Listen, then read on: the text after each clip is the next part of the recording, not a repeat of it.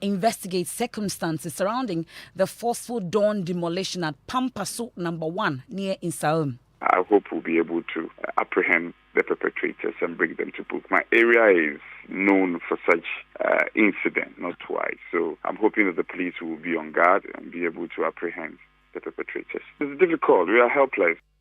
We hear from the Member of Parliament for the area who's leading calls for relief items for the affected inhabitants as the police hunts for suspects. And tonight's breakdown in Ghana's soybean production value chain threatening the survival of the industry. Right now, if you should go to my warehouse, my soybean is not up to 15. Previously, I could buy maize for a whole year so that if there's any shock, we can rely on that maize. Right now, I don't even have up to 1 month's stock. And in business, IMF cast doubts on Ghana's end-of-year economic growth as it projects 5.2% for the country.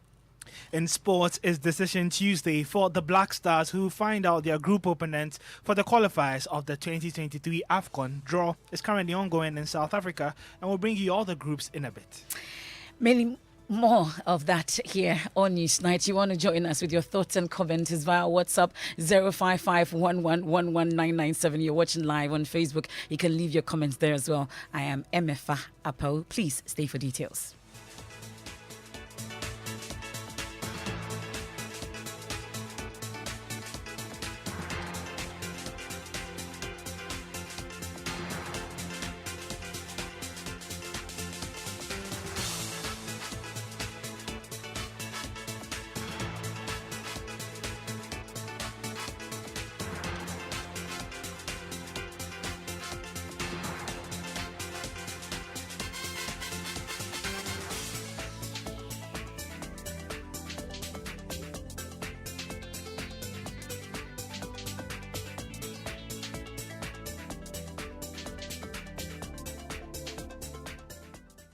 Tonight's Minority Leader in Parliament, Haruna Idrisu, and 2 NDC MPs are urging the Supreme Court to restrain the Ghana Revenue Authority from its planned implementation of the Electronic Transaction Levy on May 1.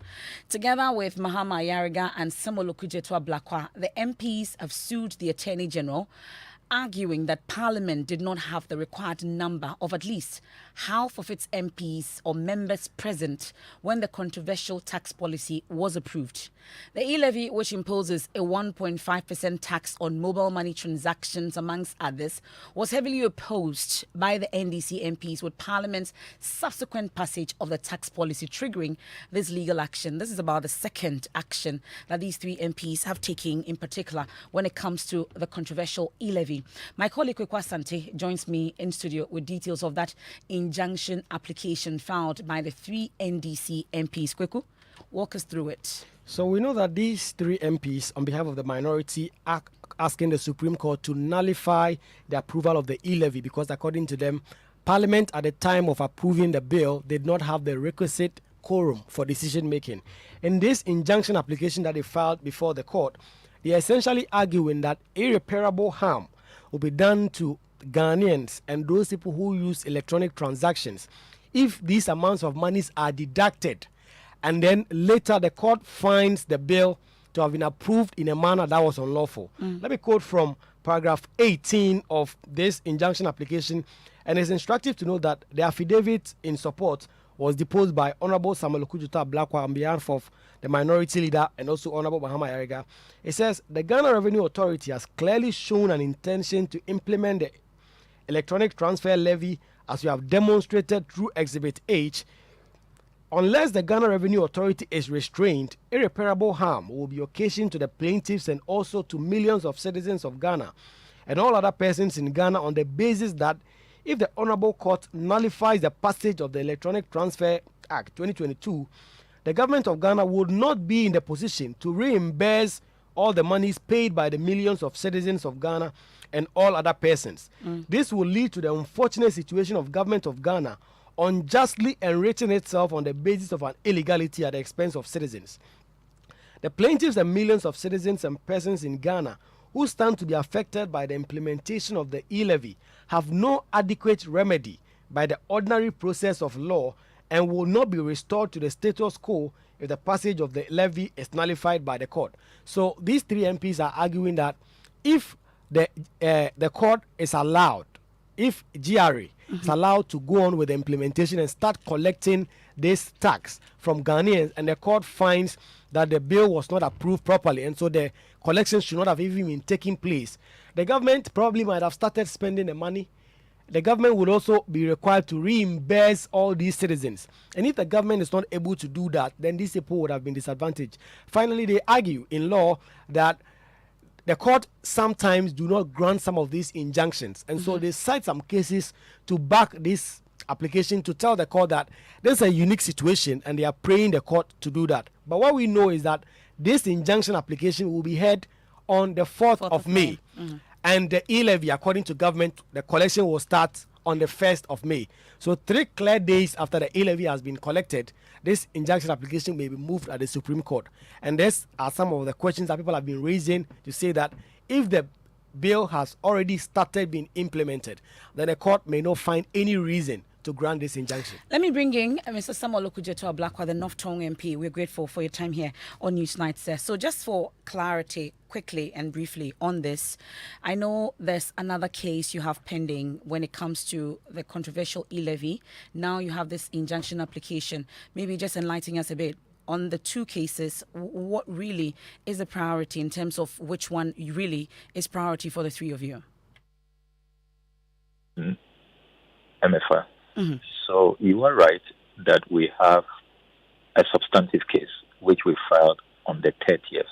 Remember that the purported approval of the e-levy by 136 members on the NPP side of the aisle was on the 29th of March. A day after that, we immediately instructed our lawyers to issue a writ, which they did on the 30th. That is a substantive case which raises constitutional matters under Article 1041. The decision-making quorum required in Parliament, which should be half, that is 138 of 275 members of Parliament. And remember that on the 9th of March, in the Justice Abdullahi case, the Supreme Court was very clear in its judgment that half is 138. And so 137 NDC MPs could not purport to be rejecting the budget on the 26th of November 2021. So if 137 cannot take a decision, an inferior number to that of 136 cannot purport to have approved the e-levy. That is a substantive case. Now, what we have done today is to bring an application for an injunction, because the substantive case has not yet been heard. And we do not want to sit on our rights and then government will begin implementation on the 1st of May, waiting, with our hands between our legs, that we are waiting as to when the case will be called, when irreparable harm will have been caused. So we are not sitting on our rights. We have very wisely decided today to bring this application for an injunction so that government, all of its affairs, the GRA, Ministry of Finance, all of them who are all over the place, easily advertising that preparations are far advanced. On the 1st of May, they are going to be collecting e-levy. By this application, which we have successfully filed today, it serves as a stay. And they know the Attorney General will well advise government, the GRA, all of them, that they cannot go ahead to begin collections on the 1st of May.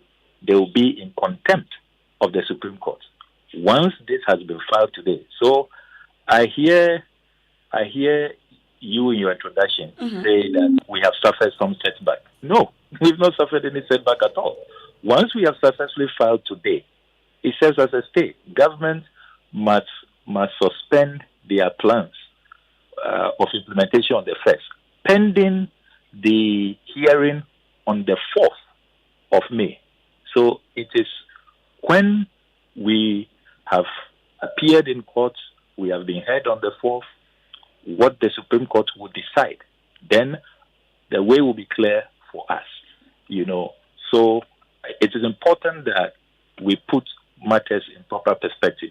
So the first matter we filed on the 30th is a substantive matter on Article 1041, the decision-making quorum, which is 138. 136 MPs is our contention, could not claim to have passed the e-levy. Then today's action is an application for an injunction so that all of these, preparation, media blades, public education, all the razzmatazz that first May the e-levy is kicking in, they will have to stay. They must suspend those plans until the 4th, when the Supreme Court has heard this our application for an injunction. Okay, so from the little legal education we get on the law with Samson Ladianyene, for instance, we know that once you have filed this injunction application, it ought to be served on the parties or party in the suit. Has that been done such that you're hoping that government will stay the entire procedure when it comes to implementation on the 1st of May? Yeah, that has been done. Our lawyers inform us that they have evidence of service, proof of service, and that the Attorney General has been duly served. So it's not just filed, it's been served on the Attorney General, the GRA, amongst others? Yes, filed and served. So the indication is that come 1st of May, we are hopeful that the controversial e-levy should not be rolled out. Absolutely. Government cannot. They will be in contempt, clearly. They will be in contempt. Well, we're grateful for your time, and we look forward to that and see how it pans out. We're hoping to get the AG's office on this as well. And we've just heard from one of the parties that actually filed that injunction notification. But really, there are those who would say that you filed a substantive case. What really then is the motive for this particular one? But you've been explaining to us. So we'll leave that for now and see how it pans out starting on the 1st of May. Mr. Okujeto Ablakwa. We're grateful. I'm grateful. Thank you very much. So that's the North Tongue MP, Samuel Okujeto Ablakwa there, one of the MPs behind this particular action. He's been telling us more about this, and the parties have been served from the little law we know from Samson Ladianyene. Once it's been served on the party or parties involved, it means that it cannot be implemented come the 1st of May. We're yet to hear from government on this, the AG's office in particular, on this particular issue. So all things being equal, we are hoping or hopeful that the e-levy will not be rolled out on the 1st of May.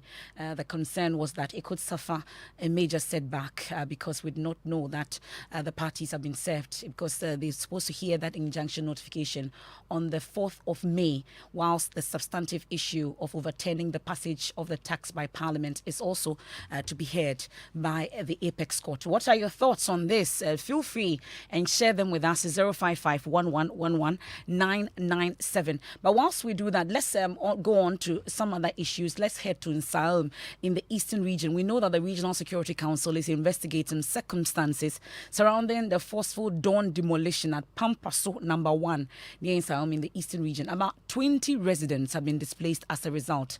The residents who were incensed by the action blocked the Accra-Kumasi highway to protest the takeover of their village by these Chinese nationals. Eastern Regional Police, PRO, DSP Ebenezer Tete says one person has in the process been arrested in connection with the incident. Meanwhile, a search is underway for the main suspect. Our investigation so far indicates that the Kofi Akwa is the brain behind. So police are now looking for him to pick him up.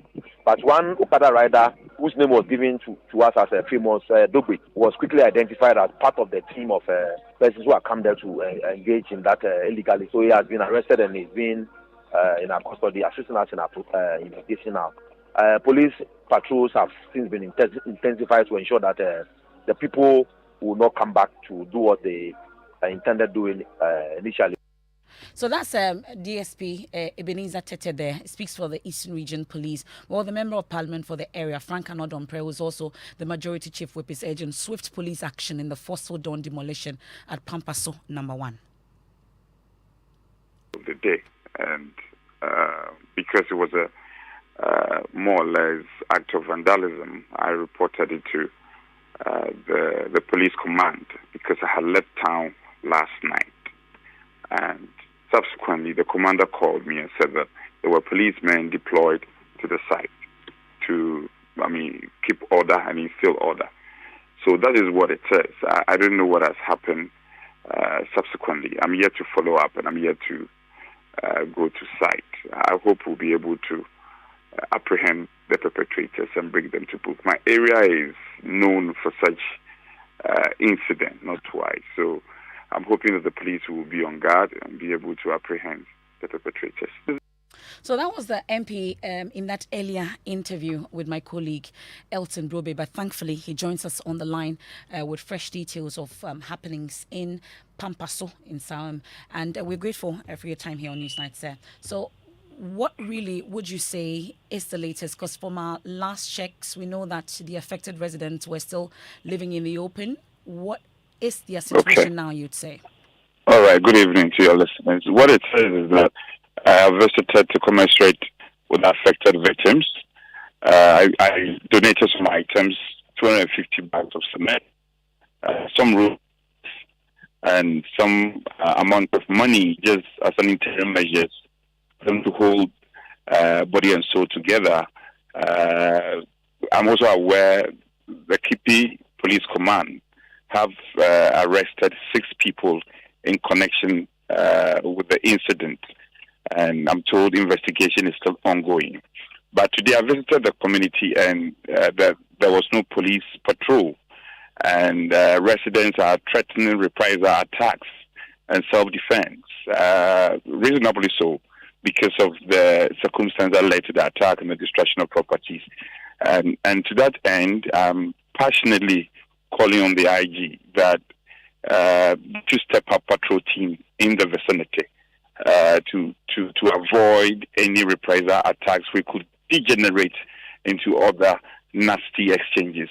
That is the call now. I've just left town. I've just left the community and driving back to Accra. Hopefully, I'm planning to visit the IG. I'm sure his men have briefed him, but I also want to brief him from my point of view. And then we can look at how we can crystallize effort to track down and to eventually stop this whole matter.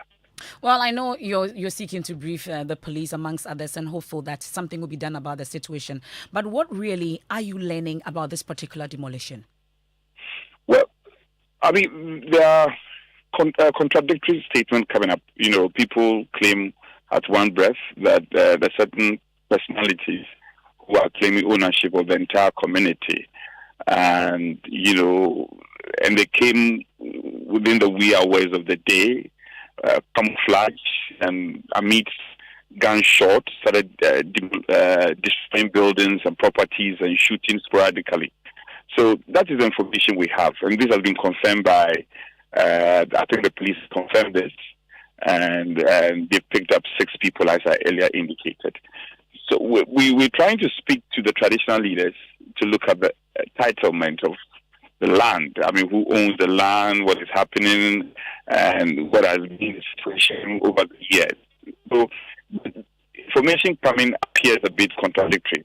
Be as it may, if indeed somebody owns an entire community, which I find strange, and is claims to be the owner of the community, you don't come at dawn with men in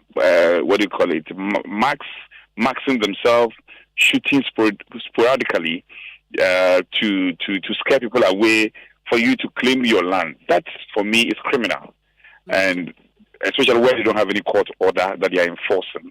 It's strange, and I think we should be able to instill discipline. We should be able to instill law and order in that community. It is to that end that I'm emphasizing the call that the IGP needs to help us, giving us a patrol team we should have a patrol team there 24/7 because the area is flat for such incidents.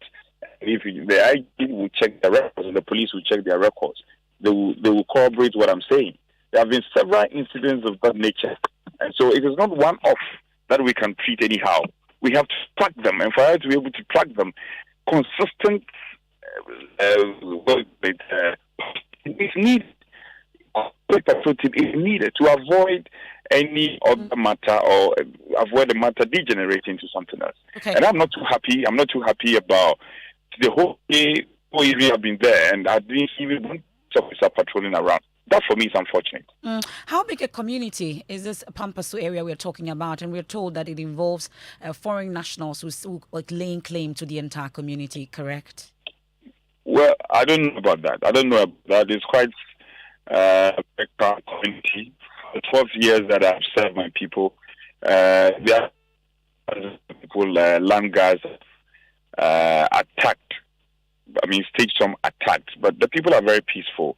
The population, I think, is over 2,000 residents in that particular area. The Pampas is a big and large area, a sprawling area.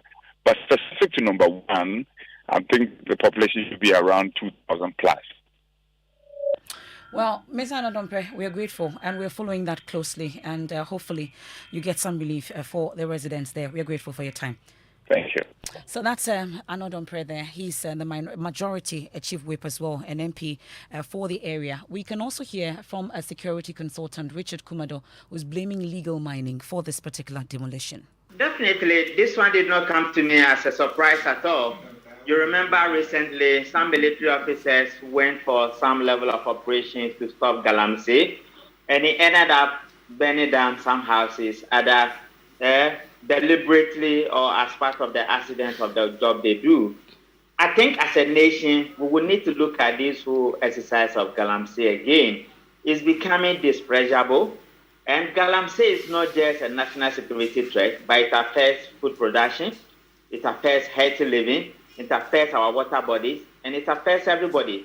With this particular one, I think if it is proven that these guys are not part of the security agencies, then we will need to track them down and probably take them by the bull as to why they will want to do what is being reported they're doing.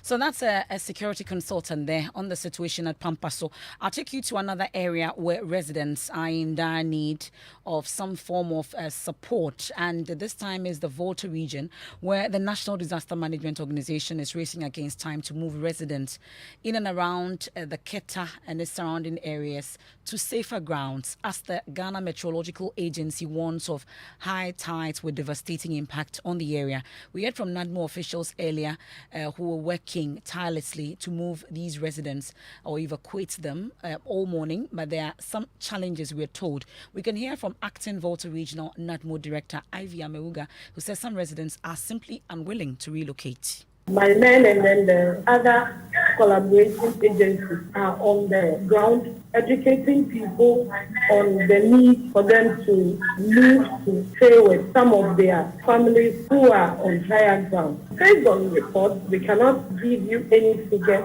because some are willing to move, some are adamant, and some haven't still decided. In the case of Ugeme, the people have been informed, a meeting has been conveyed, and then not more officials have spoken with them. Some replied, then they are ready for anything because they are used to such occurrences. But the MC for the area, Maxwell Lugudo, has a different account of what the situation is. It's not that they are not willing. Some of them, you realize that they are not even believing what we are saying, that the meteorological department is saying this. But those who understand and they are helping to educate people, they are willing to move. We are focusing on a resettlement project. Luckily for us, I said it sometime that the Ghana Gas is approved 2 million Ghana cedis for us to start some 2-bedroom house, 15 units for the people, which we are about to start for the rain also setting. But as now, we are doing everything to send water and electricity to the island for the project to start. But as we had the information from the Meteorological Service Department, what we can do for people, if in case it happens now, that they can put their head on somewhere, that is what I went to discuss with the opinion leaders. That's Maxwell Lugudo. What we have on the phone, Communications Director of NADMO. Mr. George AEC, thank you for joining us tonight here on Newsnight. So you have your men and women on the ground trying to race against time before this prediction hits. What's the situation? Yeah, I believe you spoke earlier with my voter regional director as well. The situation is that part of the people that are going to be affected are being a bit adamant. They don't want to agree with this. That's the Anglon Enclave. But the K2 South Enclave, they are very cooperative. That is the situation as of now. And our men are moving around still, engaging them. We've involved the DC, as you heard, and then other opinion leaders. It's not easy to convince some of them, but others, because of early occurrences, understand the situation and are cooperating. Are we employing other means, for instance, to get them to move, considering the danger ahead? For now, we're using the engagement approach. We are using the engagement approach, and that is what we are not using force yet. Because we want them to understand the situation. But a part of them are understanding, and the Ghana Red Cross is also making moves to support with things and others in case we need them, so we can put the people in. So for now, we are engaging them. We are not resorting to force yet. But it appears engagement has not been working all day. Do they leave you with no choice than to apply force? Yeah, if it gets there. Once the DCEs who are chairmen of the district disaster management committees are wholly involved and cooperating with us and championing the cause, when we get to that point to invoke force, we'll have no choice but to do that. But is it not the case that maybe the people are not assured enough about where you're taking them? Do you really have a place that gives them that comfort they desire? Yes. Initially, when you are identifying places like that, some are looking at you're going to house all of us in a church or in a school, and that's possibility. And once we've also not mounted the tents yet, you cannot.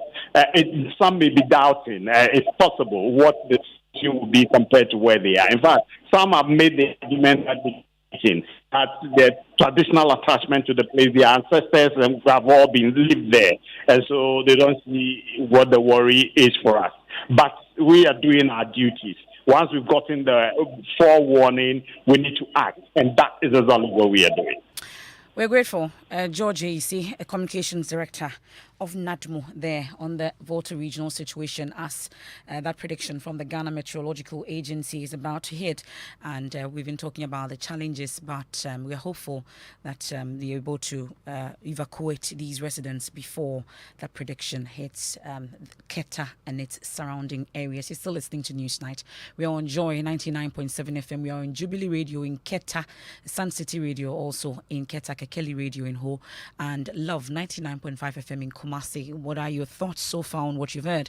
It's 055-1111-997. You're watching on Facebook, also on myjoyonline.com. You can leave your comments there for us. We'll go for business with George Riafe.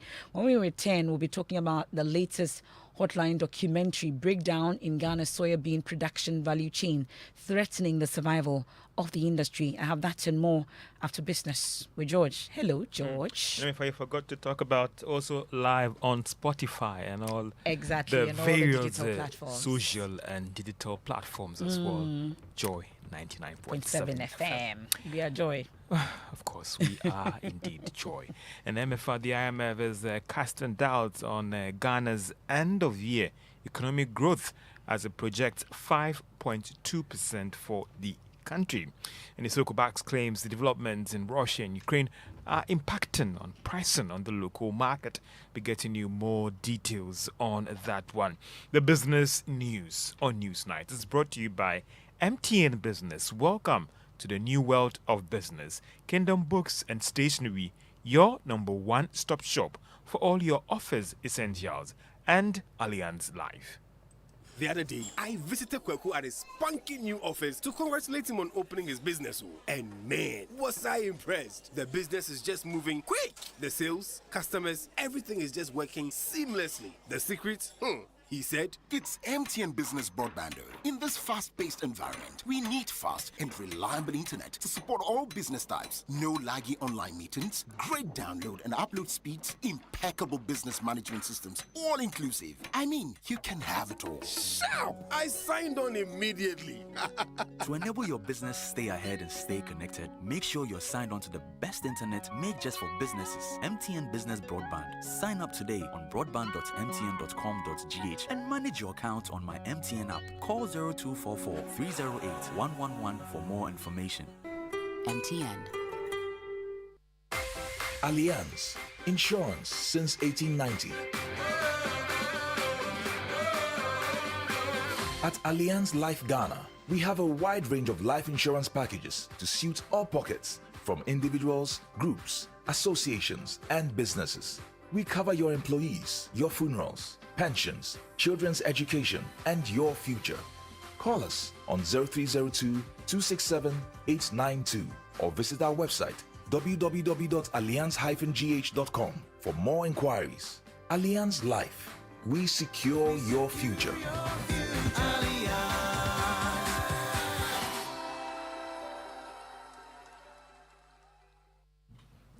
Welcome back to Business on Newsnight. The IMF doesn't think that government would end the year hitting its economic growth target. Now, this is because the fund, in its latest World Economic Outlook report, is looking at 5.2% growth for the country by the end of this year. This is slightly lower than the 5.8 the government is hoping to realize by December this year. It's not clear for now what might have influenced this lower growth projection for Ghana, but the fund had earlier raised concerns about how the current global economic challenges might impact on the economy. Meanwhile, the IMF Managing Director Kristalina Georgieva is warning of some challenging times for Ghana and other African countries because of the current global challenges. She is pushing for some tough measures to be taken now. For Africa, there are 4 channels that are hitting them in this crisis. First, energy prices. We have 12 countries in Africa that are energy exporters, 42 that are energy importers. With the limited fiscal space they have, this is a real shock. Second, food prices. A number of African countries already see food insecurity on a very large scale. Some of these countries import wheat, corn from Russia and Ukraine, and that is going to be a dramatic difficulty for them. 3, they have been struggling to overcome the pressures of debt service with financial conditions starting to tighten. This is now going to be even more dramatic. The African ministers were telling me that it is really crucial to find a way to buffer their economies. And also, many of them are thinking, what can we do to put us on a sounder footing? IMF Managing Director Kristalina Georgieva speaking from Washington, D.C. ahead of its annual IMF spring meetings in that country, that is Washington, D.C. in USA. Now, commodity research firm Isoko is supporting claims that the current spike in prices of foodstuffs on the local market can be linked to developments in Russia and Ukraine. It follows some question the link between what is happening there and as well as the local market. But content manager at Isoko, Francis Danso, insists that their research support claims that the Ukrainian and Russian issue is impacting on prices at the local market. Inflation rate has witnessed some consistent increase over the past 5 one good or the other in short supply, it puts pressure on the others. And so let's say that consumers would have gone for imported rice, but now the prices of imported rice are going up. They will switch on to other goods and put pressure there. Traders, knowing that, will also then increase the prices just to make sure that they are able to supply.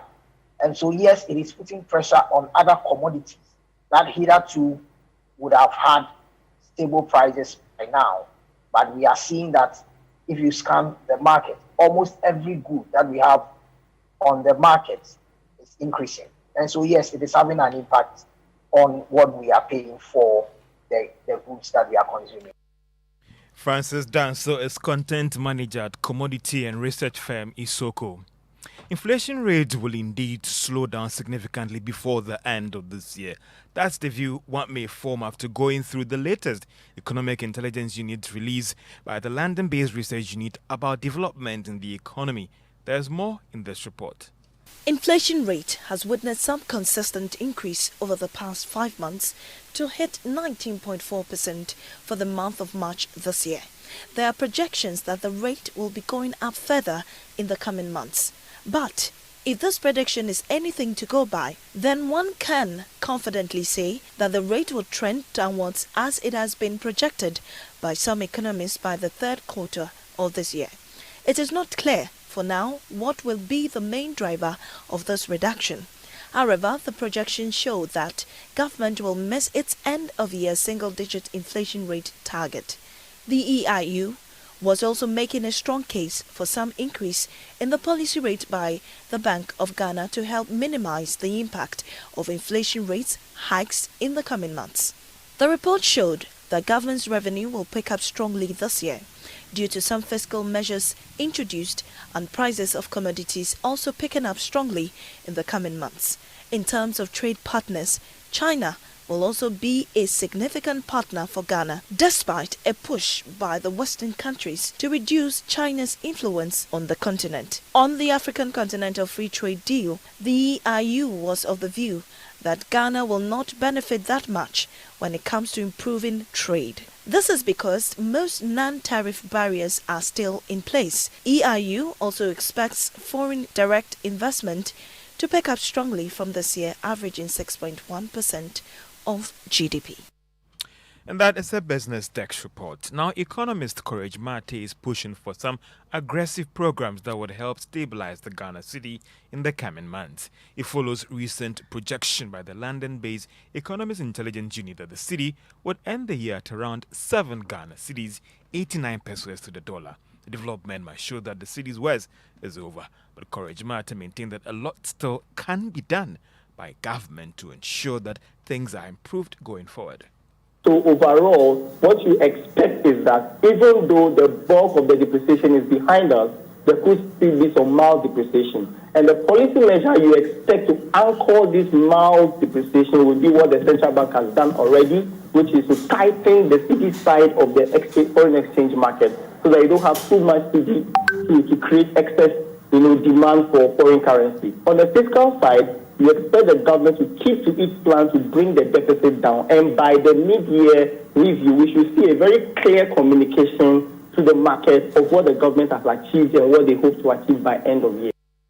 Courage Mate is an economist. Meanwhile, it appears corporate demand for dollars has picked up slightly over the previous days as it has pushed average codes of the city against the dollar at around 7 Ghana cedis, 82 pesos. Now, more oil marketing firms are reducing prices of petroleum products at the pumps. Now, this is in line with the 2-week review of prices at the pumps because of what is happening on the international market, where we've seen finished petroleum product prices reduce marginally.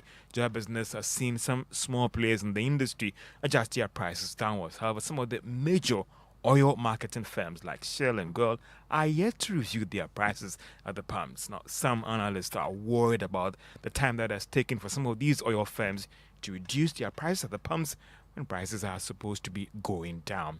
And Consolidated Bank Ghana has signed an agreement with UK-based money transfer company that is Pay Angel to further give customers option. So when it comes to remittance services, the service will be available at all the bank's 114 branches nationwide. And that's all for business on a news night. It was live on all affiliates across the country and also on Spotify. And myjoyonline.com, on Facebook, over 30 affiliates across Ghana's 16 regions. Thank you very much, George. Present on every continent. Everywhere. Thank you, George, with the latest from the world of business. I'll get into some of your messages that you've sent so far, but let's talk about food since George has been talking about pricing. We know that since the beginning of 2021, large-scale soya processing companies have been producing under 30% capacity. Well, the market is currently dictated by foreign buyers and their agents who mostly pay for the beans above local market prices. Prince Apia has been investigating the issue and reports Ghana is losing on two fronts. Of the Ashanti region. I meet Matthew Menu Bunsu, a poultry farmer on his farm in the Offenso South District of the Ashanti region. With 15 workers, he has been working on this farm for the past 3 years. He tells me 2021 is turning out to be the worst year for the poultry industry. Had it not been that there are a lot of people here who are like workers and their daily livelihood depends on this farm, I would have sold all the bets. Because one, the profit margin is always coming down, and then the prices of input, basically the feed, keeps going up. And as I'm talking to you now, it has not ceased. It's still going up. Yes. Feed is a very critical element in the poultry industry, without which farms cease to operate. Today, Matthew struggles to get poultry feed for his birds. We are not getting maize. And even if you should get, the price that they quote is very high. And this business depends so much, about 60% of the feed is prepared with maize, and wheat bran is another commodity that we use to prepare the feed. I've placed an order and it's been 2 months now. I've not had the wheat bran. And the price of soya bean has more than doubled. So if you aggregate all these things together, you see that we are really suffering. But for the challenges this year, his warehouse has never been this empty. It is currently holding feed that cannot sustain the farm for the next month. Due to scarcity of feed, Matthew has reduced the feed ration for his birds. Right now, if you should go to my warehouse, my soybean is not up to 15. Previously, I could buy maize for a whole year so that if there is any shock, we can rely on that maize.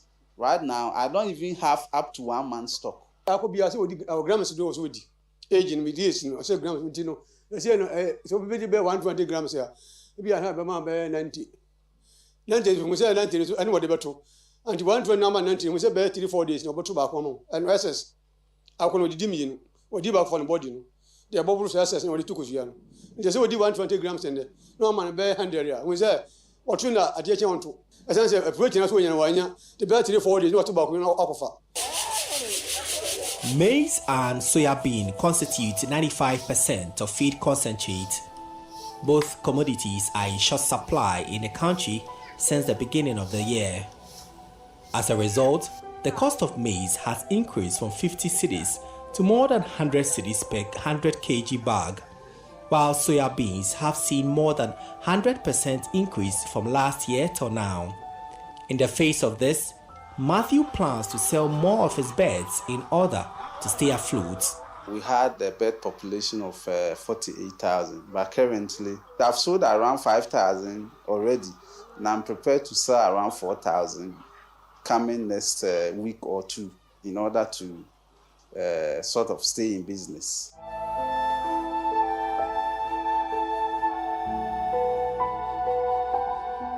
These challenges faced by Matthew extends to many others in the poultry industry. So the impact of high cost of inputs in the poultry industry continues to impact a lot of farms severely.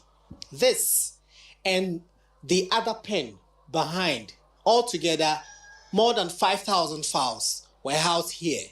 But because of the high cost of feed, owners of this farm have decided to sell the birds to stay in business. That's Prince Apia's report. That's the first part, and we brought you excerpts of it. The second part, you need to look out for. Staying on food and commodity and its related matters, one person has been picked up by the Ghana Police Service for investigations following the robbing and shooting to death of 2 Ghanaian tomato traders in a community 10 miles away from the Burkina Faso border in Paga.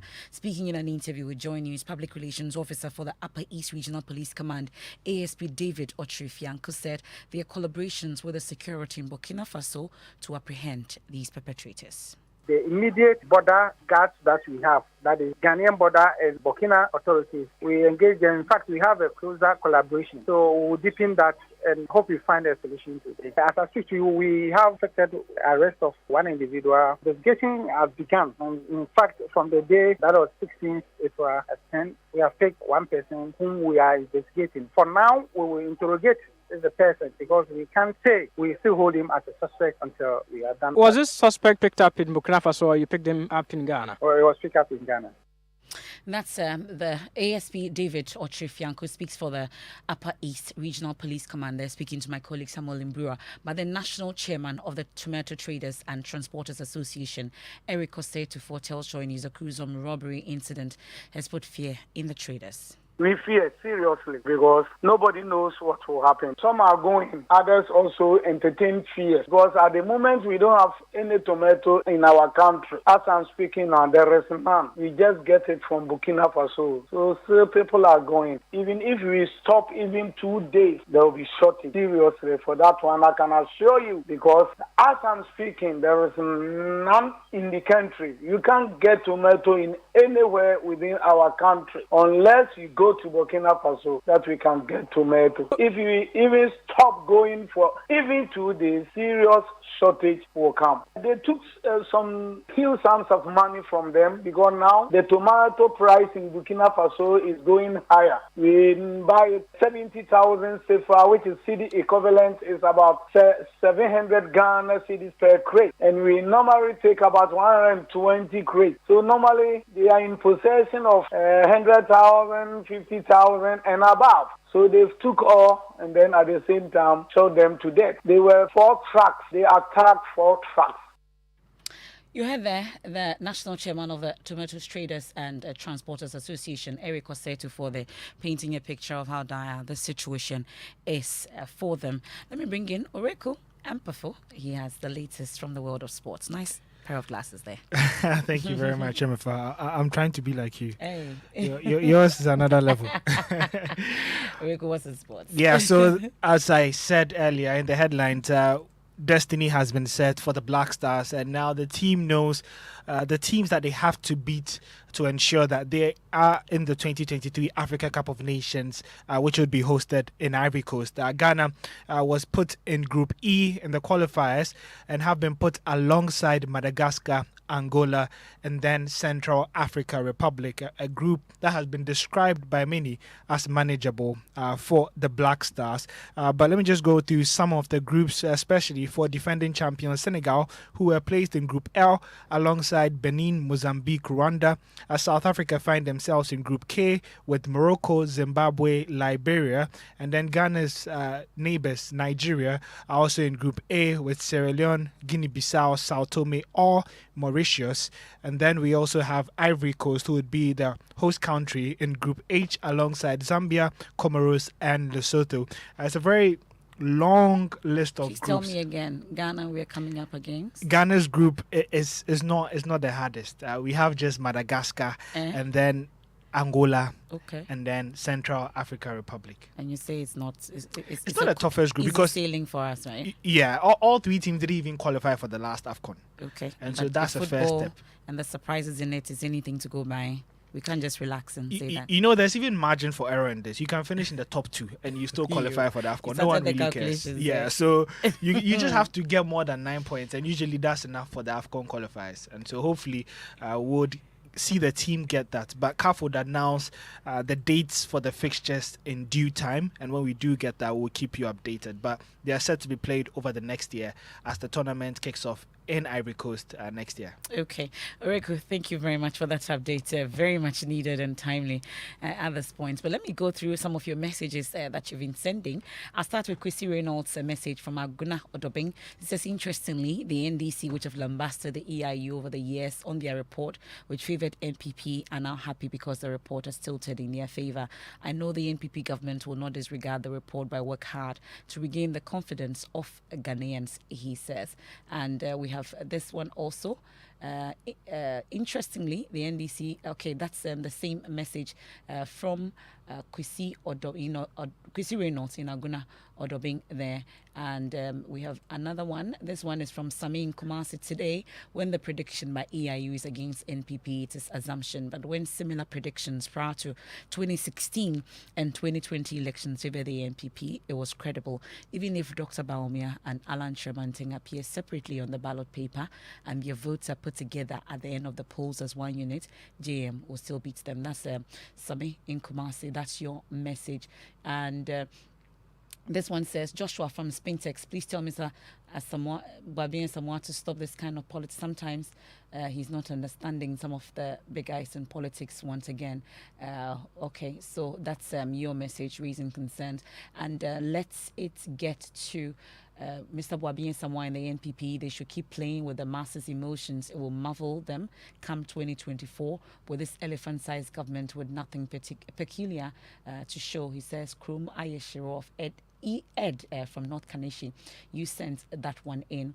And this one says, please tell the NPP elections director that we, the electorate, refused Nanado 3 times, so it's okay to reject Mahama same number of times. But for sure, 8 years of NPP is enough for us. Nana, Spintex Road, your message you also sent. I have one from Alphonsus from Nandom, all the way. Thank you for sending us. He says NPP would never win if they don't reduce the economic hardships currently and be there saying no to the EIU report. Even an illiterate looking at the economic indicators can tell that the MPP are not going to win. Good evening, he ends by saying. And Abochi Philip also sends one from Keta. I hope you're doing well in Keta, Abochi, because we know that there's an operation by NADMO currently underway. Hope you stay safe. And he says those who think John Mahama should not contest the 3rd time, they should give us a break in this country. Some of us are ready to bring back John Mahama in 2024. And this one also from Wilson. Talks about the current administration. It says sensitive governments are cushioning its citizenry, but in Ghana, we are suffocated with an obnoxious tax and stagnant salaries in the last 2 years. Change of government is obvious and necessary. Many of you commenting on that EIU report. And I have this one from Majid. It says notice of injunction is not an injunction in itself, so NDC should stop tickling themselves. That's a Majid, your message. I've been talking about that education that we have. Once it's served on the party or parties involved, is considered as injuncted, we are told. Douglas from DC says, if those MPs are not in support of the e-levy, why won't they stand against it before it's passed out? Okay, so Douglas, you also have questions for the minority and that court case. A number of your messages, I acknowledge them. Victor Joaboso, I see your message amongst others. Thank you so much for sending them in. But let me quickly bring in some other issues. And this evening, one of Ghana's most outstanding nurses has received a Lifetime Achievement Award for nurses taking care of children with cancer in Africa. 49-year-old Enyo Asi Bosompra has dedicated nearly 20 years looking after children with cancer at the Kolebu Teaching Hospital here in Accra, caring for a condition that costs so much to treat and yet so poorly funded in Ghana. Enyo has found strength under very tough conditions. Joy News, Justice Bedu went to meet her. Here's his report. This is one of Kolebu's most important wards, the cancer unit for children.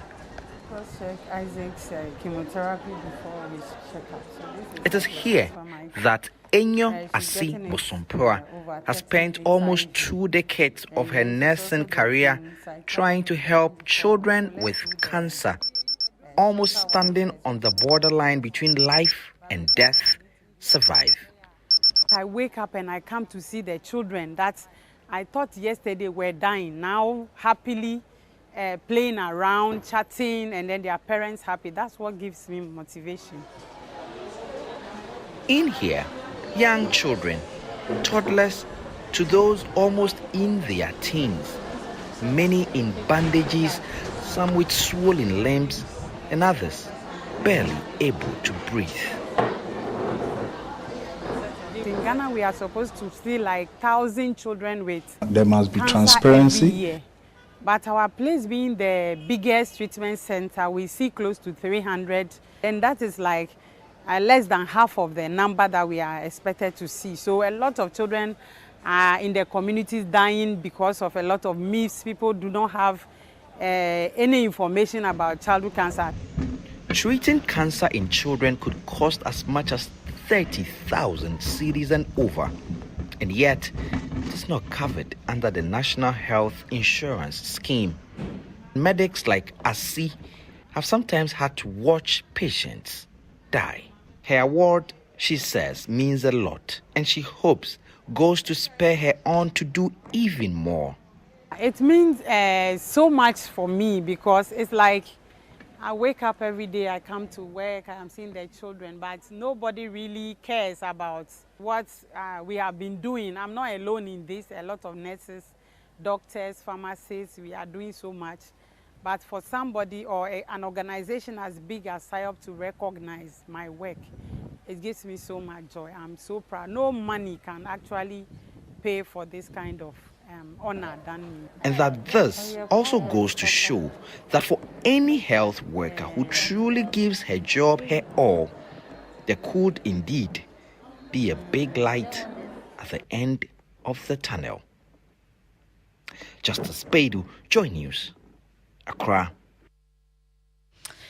Well, from Accra, I take you to Dubai now, where my colleague Manuel Cranting is currently with the finalists, those who excelled during the last National Science and Maths Quiz, winners of that 2021 edition from Prempeh College, another finalist from Presec Legon, as well as Ketasco. They were to apply knowledge in rearranging a dummy human digestive system at the Sharjah Science Museum in Dubai. Well, their performance is convincing their teachers that it is time to introduce more practical sessions in class. We explained how electrostatics work, which is stationary electricity, the behavior of it, how does it function. This is the Sharjah Science Museum in the heart of Dubai. Here, various practical illustrations of scientific experiments are displayed to court the interest of young people for the sciences. First, there's an electricity show. It is presented by Redur. Are you guys ready? The presenter, himself a second-year physics student at the university, is impressed by the contributions of the NSMQ team. This is actually the most interactive show that I've ever hosted. It was time for the team to try their hands on the setups. Mr. Ajo is with Primetime Limited, organizers of the NSMQ. Each school arranging the digestive system here. They have 10 seconds to be able to do all that. And we'll start with Qatar. One after the other, all three teams failed to correctly arrange the parts, exposing an apparent gap in their practical knowledge. Their teachers noticed this. Have the same model there, but they don't actually fix it. They just study it and they don't go through that kind of steeplechase thing. So that's the situation in Dubai, as Manuel Cranting reports. He'll bring us more of that. But in wrapping up tonight's edition of Newsnight, I'll take you to the Rattray Park in Kumasi. And it was the Easter edition of the Love FM party in the park. Did you miss it, Oseikrom? Listen to what happened. The Easter edition of the Love FM family party in the park has been incredibly amazing, with lots of fun activities here at the Kumasi Rattray Park. The event started about 9 a.m. Right from the adult session, we had adults being treated to some live band music, through to the kids session, we had some trampolines, the bouncy castles, and everything, face painting, and everything that the kids needed for this activity to be fun-packed. So come along with me and let's speak with some families. So what's your name? Julia. And then what's yours? Gideon. How are you enjoying this place? It's very fun. So far, what have you done so far? We've eaten, we've played in the trampoline and other stuff. All right, and then you also, what have you done so far? I've ridden a horse, but I fell. Oh, what happened? When I was climbing the monkey bar, I fell. We are coming here so many times, but today is very special. Why is today very special? Because it's Easter. Because it's Easter, that's why you are here. Yeah. Just tell us the fun you are having here in India. Just that short one. यहाँ पे बहुत अच्छा लग रहा है. हमने बहुत enjoy किया. What I like about this place is that they have everything that I need.